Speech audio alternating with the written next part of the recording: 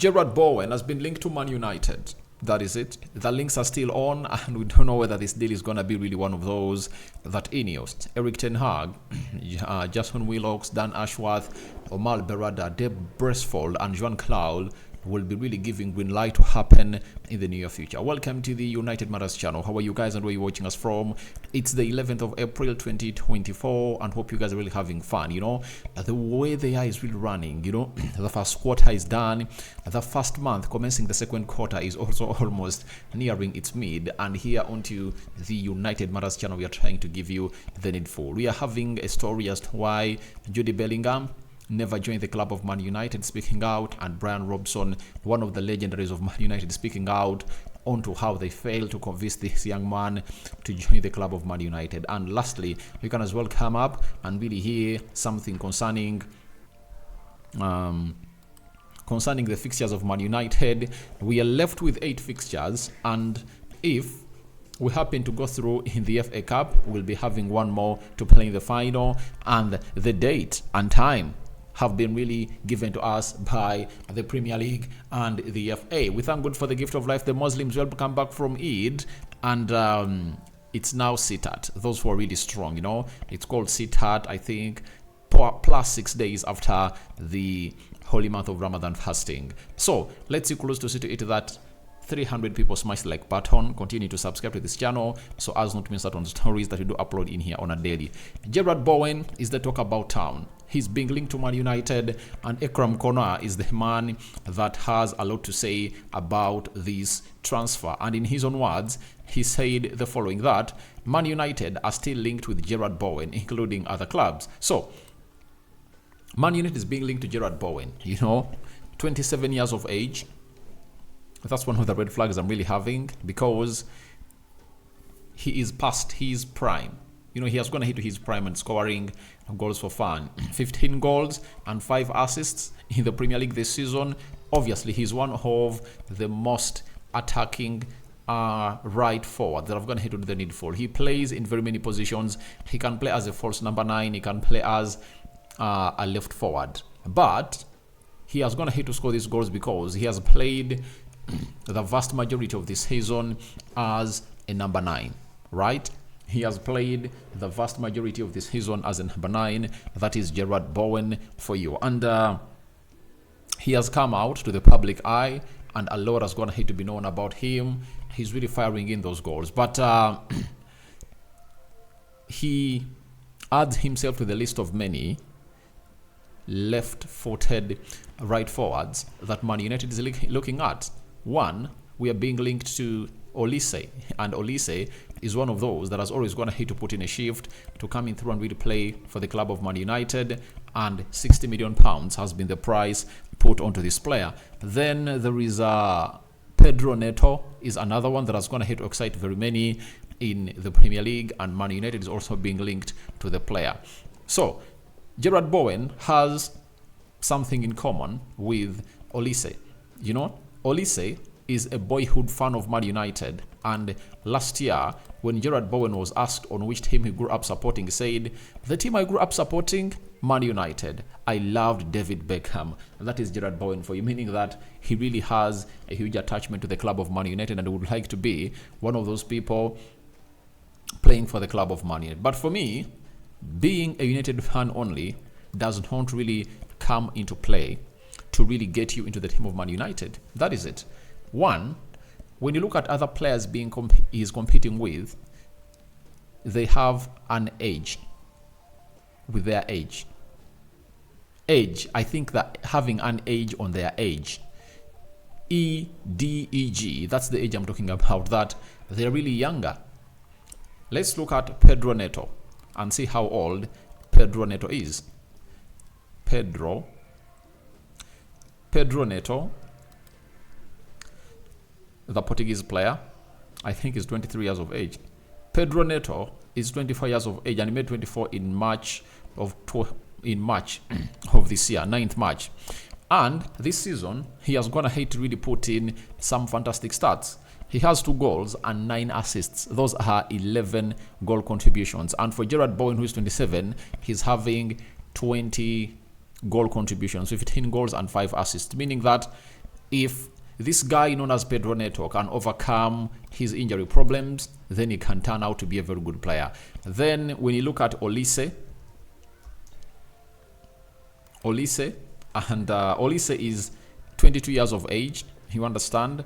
He has gone ahead to play 12 games, 6 goals and 3 assists. Those are 9 goal involvements in 12 games. And last season he had 11 assists onto his game. And this is where you really knock out Jarrod Bowen into the equation. I know there is a lot to be admired about him because he's English, and these people that are really on the club of Man United, Dave Bresfold and Sir Ratcliffe, they are patriotic. They would have to really recruit English forwards at the club of Man United to obviously see to it that that is the core that United has always gone ahead to be built on way back into their size. But I tell you, for me, I wouldn't do a Jarrod Bowen at Man United. However good he is, let him go to other clubs like Liverpool that are really needing him and very many others. But for me, I cannot really do him at Man United because we're having Amad Diallo, who I believe is a better player than Jarrod Bowen, and he just lacks enough playing time.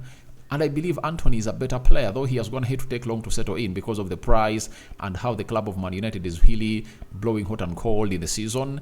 But you look at him on how he has been playing the previous 4 games, and Anthony has gone ahead to put in shift after shift as a player. So I really understand what Man United is all about. We are all about getting ourselves to the levels of really clinching these results after results. So I understand everything that's being put at the club of Man United, and let's not forget that there is even Mason Greenwood's situation. It hasn't gone here to be solved, and we don't know whether he's coming back or not. If at all he comes back, then no left-footed right forward is going to be brought in the club of Man United. But for Jarrod Bowen, I cannot bring in the club of Man United because I know after West Ham selling Declan Rice to Arsenal for £105 million, they'll call for £100 million for Jarrod Bowen. And why would I go in for Jarrod Bowen at £100 million, yet I'm having Olise, who is 60, and Pedro Neto, who is 60, and they are really young. They really have a very high ceiling onto their career, and they are really more talented than this guy because Jarrod Bowen is just an efficient player. That's what I can tell you. He's just an efficient player. He's not that kind of player that you look at and say, oh, he's really nice. He's really one of the best that I would love to have at my team. No way. He's not that kind of player.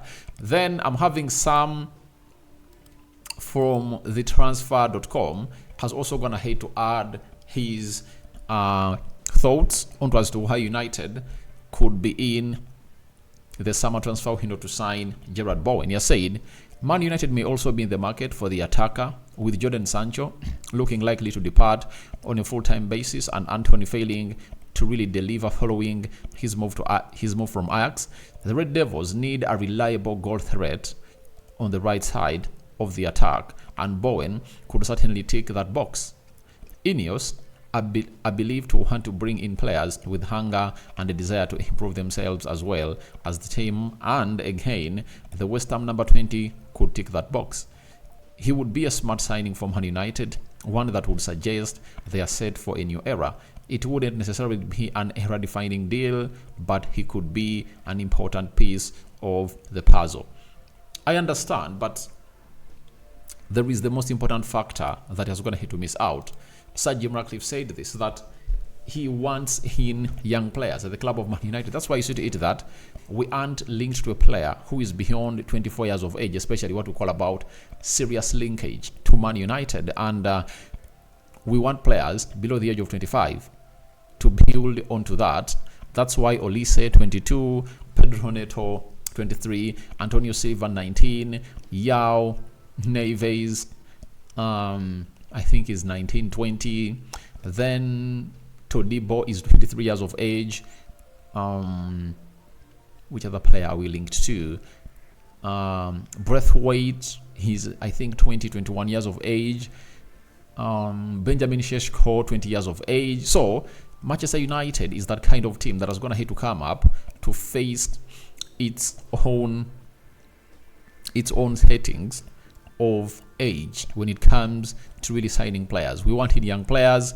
I don't down I don't downpour the efforts of Jarrod Bowen. I hail him a lot. He has gone ahead to put in a huge shift into his career. I respect him for all what he's going to do, but I think he's not the right signing for the club of Man United. And him being linked to Man United is normal because we know every player is linked to Man United. And right now, the agents are trying to make noise for their players. And I think if he doesn't leave West Ham this season or this summer, then he's not going to leave because he'll be 28. And who is going to come out to sign out a 28-year-old player? And if West Ham is to get in some huge amount of money for Jarrod Bowen, they'll have to cash in for him this season. So we wait and see how that happens. But for me, it's a no. It's a no. And I don't see us going off Pedro Neto and Olise to Jarrod Bowen. And I respect Ekrem Kona, but I was going to hate to outline it very well that the player is being linked to Man United, not Man United wanting to sign him. You know, that's why you saw to it that for Michael Olise, it was Man United want to sign Michael Olise. You know, this one is he's being linked to. English is rich language. Now let's go to Jude Bellingham. On rejecting Man United, he said, well, you know, Man United have a great squad, but my decision had nothing to do with Man United. I was so focused and so happy with the interest from Borussia Dortmund. That is become my first choice. For me, it was Borussia Dortmund, and that is it. When you find someone, that's the best place to be. You kind of ignore everything else. You know what I mean? So it was like a choice of really grooming him. At Man United, there was no one who could obviously offer him confidence and confirmation that he's going to be groomed into a player. And Ole Gunnar Solskjaer told us straight that this 16-year-old lad wanted to get into the team of Man United, and Ole Gunnar Solskjaer never had the balls to do that because there are players he had into his midfield that he felt like were really untouchable. And those two players were Scott McTominay and Fred. You know, that had gone ahead obviously playing that double pivot. With Nemanja Milic in the mix, he felt like this guy was not going ahead to get in minutes. And I think at Man United, he even wanted to put in that clause that he has some minutes to play. He's supposed to play a certain number of minutes at Man United until when he really hit a certain age. And the only manager that would have gone ahead to give him assurance that he's going to get into the club of Man United would have been Erik ten Hag, onto how he was going ahead to usher into Kobe Mainoo, Kambwala, Dango, Garnacho, Rasmus Højlund, young talent in the club of Man United. But by then, Ole Gunnar Solskjaer had just gone ahead to bring in Mason Greenwood and Brandon Williams. That is it. So, he had a point, by the way, and all has gone ahead to pay dividends because right now he's 20 and playing at Real Madrid, though he ghosted in the game of Madrid versus Man City. Brian Robinson, on meeting Jude Bellingham at Carrington, he said, it was really disappointing. We were at Carrington and Sir Alex Ferguson was there a little earlier than I was, but Eric Cantona and I met, and his mom and dad, and we were chatting away. It was really looking promising that he was going to be signing for Man United. Me and Eric Cantona did a rubbish job as he signed for Borussia Dortmund. We thought we had him in the bag. That is it. So, the problem with Man United is they don't have players, you know. Sorry, it's not about players. The system at Man United had died off, like initiating the youngsters into the team of Man United. So, I think Jude Bellingham never found a very conducive environment for obviously do that, and nothing could act as a beacon of hope to keep him at the club of Man United as Jude Bellingham. So you just get to understand what decision the boy was making, because at Borussia Dortmund they are telling him you are going to get into the team of Borussia Dortmund. Secondly, the pressure at Borussia Dortmund is different from the pressure at Man United. He needed to develop as a player, and he went in through to put in some good seasons at the side of Borussia Dortmund. And guess what? He turned out to be one of the best midfielders in the world. And I tell you, he made the right decision.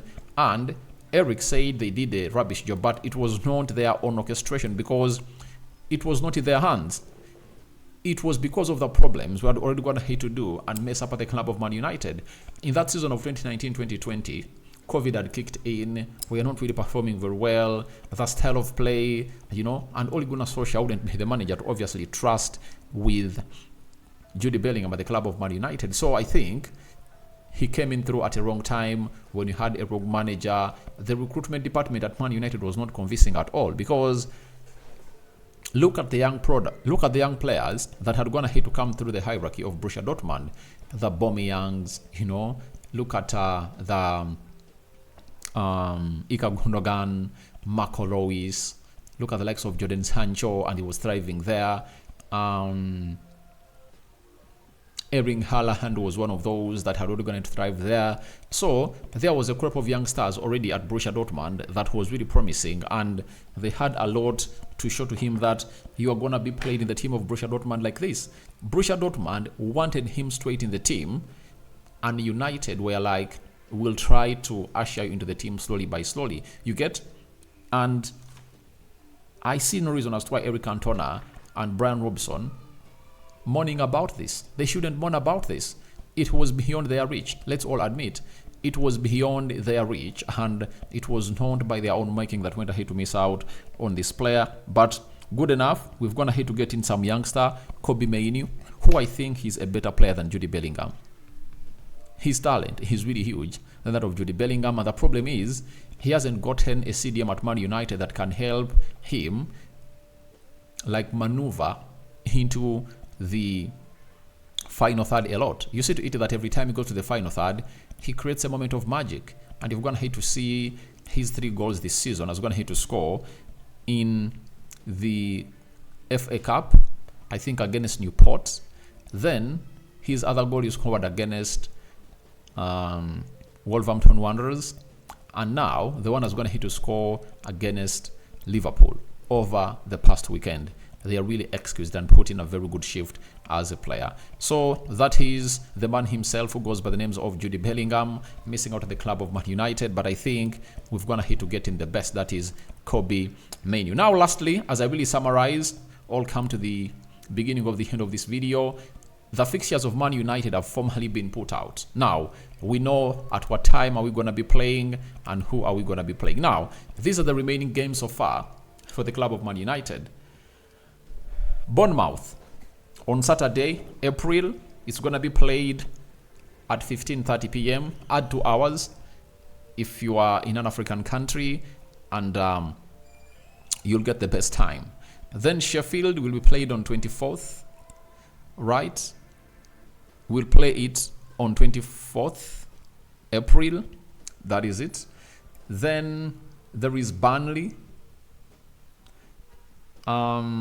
Burnley, 27th April. Crystal Palace will be played on May 6th. Arsenal will be played on May 12th. And Newcastle will be played on May 15th. This is the game that is moved from the fixture of next weekend, because you're going to play Coventry on Sunday. Next Sunday, we are playing Coventry at Wembley. So the fixture is going to have to be moved on the 15th of May. That means we are going to be playing it on the, I think it's midweek, like Tuesday. And then 19th May, Brighton will be the sum up of our season. So guys, thank you very much for watching through.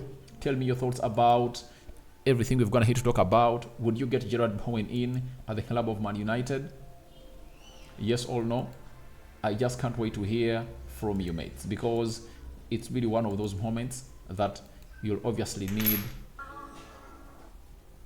to really come out and really get involved into this. So, Jarrod Bowen to Man United links. Would you get him in? Yes or no?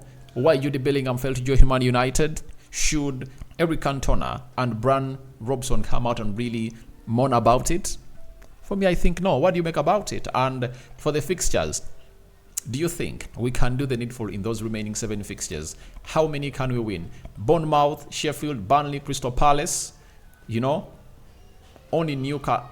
I think only Arsenal is a team that can really cause trouble to us, and I think we can easily get ourselves going and running into the mix. So guys, thank you very much for watching through. I sign out for now. See you later. May the living to God bless you abundantly. Rock and David is my name. So I see you in the next 3 hours with the match preview of Man United versus Bournemouth. Ciao, ciao.